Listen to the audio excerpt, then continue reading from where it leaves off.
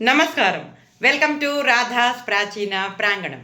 భక్త చరిత్రలు అనే శీర్షికల భాగంగా ఈరోజు మనం భక్త ప్రహ్లాద గురించి తెలుసుకుందామండి. భక్త ప్రహ్లాద తండ్రి అయినటువంటి హిరణ్యకశపుడు రాక్షసరాజు. ఇతని అన్న హిరణ్యాక్షుణ్ణి శ్రీహరి వరాహ అవతారంలో చంపేశాడని అతని మీద కోపంతో ఎలాగైనా శ్రీహరిని మట్టు పెట్టాలి అనే ఉద్దేశంతో అతను తనకున్న శక్తి కన్నా ఇంకా ఎక్కువ శక్తులు తెచ్చుకోవాలని చెప్పేసి బ్రహ్మదేవుడికి ఘోరమైన తపస్సు చేస్తాడు.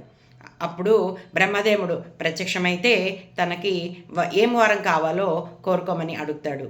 అప్పుడు హిరణ్యకశిపుడు తనకి ఇంట్లో కానీ బయట కానీ పగలు కానీ రాత్రి కానీ భూమి మీద కానీ ఆకాశంలో కానీ దేవ దానవ మానవుల చేత కానీ ఎవరితో తనకి మరణం ఉండకూడదనేటువంటి వరాన్ని కోరుకుంటాడు. బ్రహ్మదేవుడు ఆ వరాన్ని ఇస్తాడు.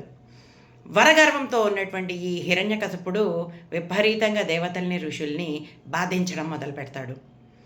ఇతని బాధని తట్టుకోలేక దేవతలందరూ కూడా శ్రీహరి దగ్గరికి వెళ్ళి మొరపెట్టుకుంటారు. అప్పుడు శ్రీహరి విషయాన్ని తెలుసుకుని వారందరికీ కూడా అభయమిస్తాడు. ఇది ఇలా ఉంటే హిరణ్యకశిపుడి భార్య లీలావతి గర్భవతి.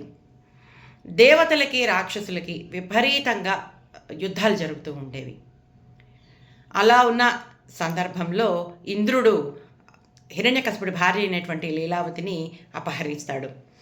ఆమె కడుపులో ఉన్నటువంటి శిశువుని చంపాలనుకుంటాడు. ఈ విషయం తెలుసుకున్న నారదుడు ఇంద్రుణ్ణి వారిస్తాడు. ఈ పుట్టబోయే బిడ్డ దేవతలకి ప్రీతిపాత్రుడుగా ఉంటాడు, కానీ రాక్షసుల వైపు ఉండడు. కాబట్టి అతన్ని నువ్వేమి చెయ్యొద్దని చెప్పేసి ఆ లీలావతిని తన ఆశ్రమంలో ఉంచుకుంటాడు. లీలావతికి విష్ణు భక్తి పాటలు, కడుపులో ఉన్న శిశువుకు కూడా ఆ విష్ణువు మీద శ్రీహరి మీద భక్తి కలిగేలాగా భక్తి పాటలు అన్నీ రోజు చెప్పి నేర్పిస్తాడు.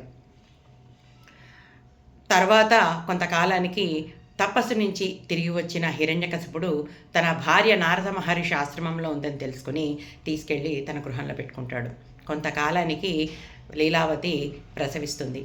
అతనికి ప్రహ్లాదుడు అని నామకరణం చేస్తారు.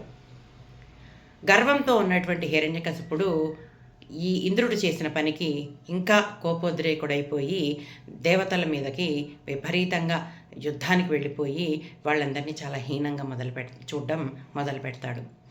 మిగతాది రేపటి సంచికలో. నమస్కారం.